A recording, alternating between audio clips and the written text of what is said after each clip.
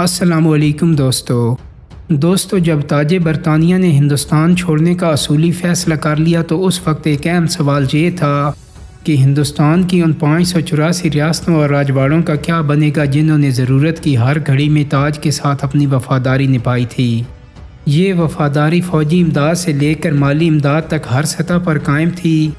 اس لیے ان ریاستوں کے راجوں مہاراجوں کا خیال تھا کہ تاج برطانیہ ان کے مفادات کا ہر صورت تحفظ کرے گا۔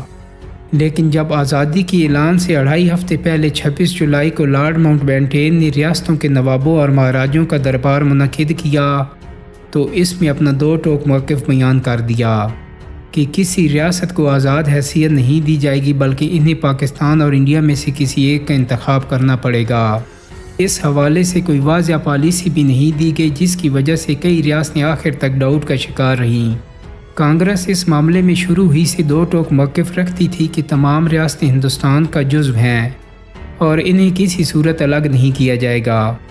اس تناظر میں کانگریس نے سردار پٹیل اور وی پی مینن کی سربراہی میں خود مختار ریاستوں کے ساتھ مذاکراتی ٹیم بھی تشکیل دے دی جس پر انہیں لارڈ ماؤنٹ بیٹن کی واضح حمایت بھی حاصل تھی۔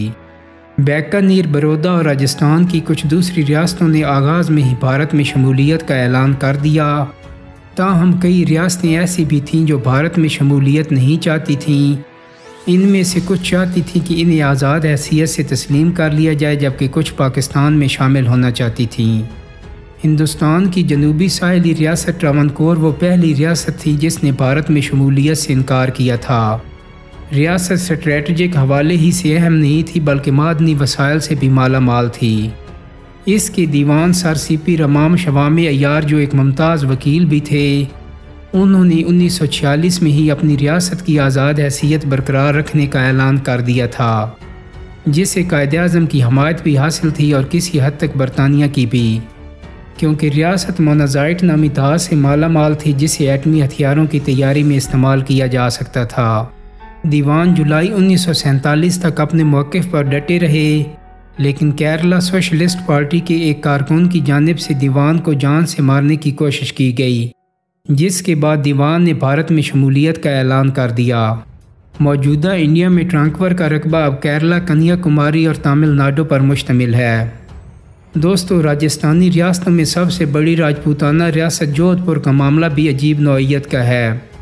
93,424 مربع کلومیٹر پر مشتمل ریاست کی تاریخ 1226 تک جاتی ہے۔ ریاست کا بادشاہ ہندو تھا اور یہاں کی اکثریت بھی ہندو مت سے تعلق رکھتی تھی، مگر بادشاہ کا رجحان پاکستان کی جانب تھا۔ مہاراجہ ہنون سنگھ کا خیال تھا کہ اس کی ریاست کی سرحدیں چونکہ پاکستان کے ساتھ ملتی ہیں، اس لیے پاکستان میں شمولیت اس کے لیے زیادہ سود مند ہوگی۔ قائد اعظم محمد علی جناح نے بھی اسے ہر ممکن تعاون کی یقین دہانی کرائی تھی، جس پر ایک وقت میں وہ کراچی آنے کے لیے تیار بھی ہو گیا تھا۔ جیسے ہی سردار پٹیل کو اس کا علم ہوا، اس نے مہاراجہ کو ایک مسلمان ملک کا حصہ بننے سے روکا اور متوقع خطرات سے آگاہ کیا، جس کی وجہ سے مہاراجہ نے کراچی جانے اور پاکستان میں شمولیت کا ارادہ ترک کر کے بھارت میں شمولیت کے کاغذات پر دستخط کر دیے۔ دوستو، رقبے کے لحاظ سے ہندوستان کی دوسری بڑی ریاست بھوپال بھی آزادی چاہتی تھی۔ ریاست کی اکثریت ہندو تھی، تاہم اس کے نواب حامد اللہ خان مسلمان تھے۔ نواب کا شمار مسلم لیگ کے سرکردہ رہنماؤں میں ہوتا تھا اور انہوں نے لندن کی گول میز کانفرنس میں بھی شرکت کی تھی۔ جب انہوں نے دیکھا کہ ان کی ریاست کی سرحدیں پاکستان کے ساتھ نہیں ملتی تو انہوں نے ماؤنٹ بیٹن سے مطالبہ کیا کہ ریاست کو آزاد حیثیت دی جائے۔ تقسیم کے بعد ریاست میں آزادی پسندی اور بھارت میں شمولیت کی حامیوں میں جنگ چھڑ گئی، تاہم 30 اپریل 1949 کو نواب نے بھارت میں شمولیت کی دستاویز پر دستخط کر دیے۔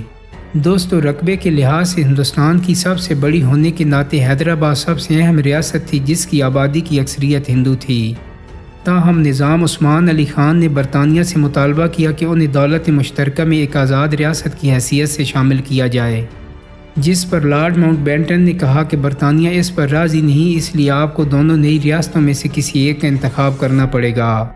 نظام کو قائد اعظم کی حمایت حاصل تھی کیونکہ انہوں نے مسلمانوں کی سب سے قدیم ریاست کے دفاع کا وعدہ کر رکھا تھا، تاہم پٹیل کا کہنا تھا کہ حیدرآباد کی آزاد حیثیت بھارت کے پیٹ میں پھوڑے کی طرح ہوگی۔ جیسے ہی لارڈ ماؤنٹ بیٹن نے جون 1948 میں استعفیٰ دیا تو کانگریس کی حکومت نے فیصلہ کن اقدام لینے کا تہیہ کر لیا۔ آپریشن پولو کے تحت بھارت نے ستمبر 1948 میں اپنی فوجیں ریاست میں بھیج دیں۔ 4 دن کی جنگ کے بعد بھارتی فوجوں نے ریاست پر قبضہ کر لیا اور نظام کو بدلے میں ریاست کا گورنر بنا دیا گیا۔ موجودہ انڈیا میں اس ریاست کو 3 حصوں میں بانٹ کر اس کے 3 صوبے بنائے گئے ہیں، جن میں تلنگانہ، کرناٹک اور مہاراشٹر شامل ہیں۔ دوستو، حیدرآباد کی طرح جوناگڑھ نے بھی 15 اگست تک بھارت میں شمولیت کا فیصلہ نہیں کیا تھا۔ کاٹھیا واڑ کی ریاستوں میں جوناگڑھ سب سے اہم ریاست تھی، جہاں نواب محمد محبت خان سوم ایک ہندو اکثریتی ریاست کا حاکم تھا۔ 1947 کے اوائل میں دیوان آف جوناگڑھ نبی بخش نے مسلم لیگ کے سر شاہ نواز بھٹو کو ریاست کے کونسل وزیر کا عہدہ سنبھالنے کے لیے دعوت دی۔ دیوان کی عدم موجودگی میں بھٹو نے دیوان کا عہدہ سنبھال لیا اور نواب پر زور دیا کہ وہ پاکستان میں شامل ہو جائے۔ جب پاکستان نے نواب کی پاکستان میں شمولیت کی درخواست قبول کر لی تو بھارتی رہنماؤں نے اس فیصلے کو جناح کے 2 قومی نظریے کے مخالف قرار دیا، جس پر ریاست میں حالات خراب ہو گئے اور نواب کراچی چلا گیا۔ سردار پٹیل نے ریاست میں ریفرینڈم کرانے کا مطالبہ کیا اور ساتھ ہی فوجیں بھیج دیں۔ دوستو، دوسری طرف کشمیر میں مسلمانوں کی اکثریت تھی، جبکہ اس کا مہاراجہ ہری سنگھ سکھ تھا۔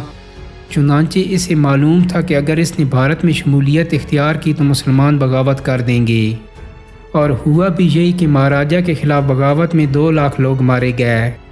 مہاراجہ نے بھارت سے فوجی امداد طلب کر لی اور کہا کہ جب جنگ ختم ہوگی تو اس کے بعد ریفرینڈم ہوگا جس میں آزادی کا کھانا نہیں ہوگا، بلکہ ریاست کو پاکستان اور انڈیا میں سے کسی ایک کا انتخاب کرنا پڑے گا۔ جب 1 جنوری 1949 کو کشمیر میں اقوام متحدہ کی مداخلت پر جنگ بندی ہو گئی تو اس کے بعد سے آج تک وہاں ریفرینڈم نہیں کرایا جا سکا۔ اس مسئلے کی وجہ سے پاکستان اور بھارت کے درمیان 4 جنگیں بھی ہو چکی ہیں۔ مسئلہ کشمیر دنیا کے نقشے پر نیوکلیر فلیش پوائنٹ بن چکا ہے۔ حیرت کی بات یہ بھی ہے کہ جس فارمولے کے تحت جوناگڑھ بھارت کو دی گئی تھی، اسی فارمولے کے تحت کشمیر پاکستان کو نہیں دیا گیا۔ دوستو، امید کرتا ہوں کہ میری آج کی ویڈیو آپ کو پسند آئی ہوگی۔ اگر ویڈیو اچھی لگی ہے تو اس کو لائک اور شیئر کر دیں۔ میرے چینل کو سبسکرائب کرنے کے ساتھ ساتھ بیل آئیکن کو بھی کلک کر دیں تاکہ آپ کو میری آنے والی مزید ویڈیوز کے نوٹیفیکیشن ملتے رہیں۔ بہت جلد ہی ایک نئی ویڈیو کے ساتھ ملاقات ہوگی۔ اپنا بہت سارا خیال رکھیے گا۔ اللہ حافظ۔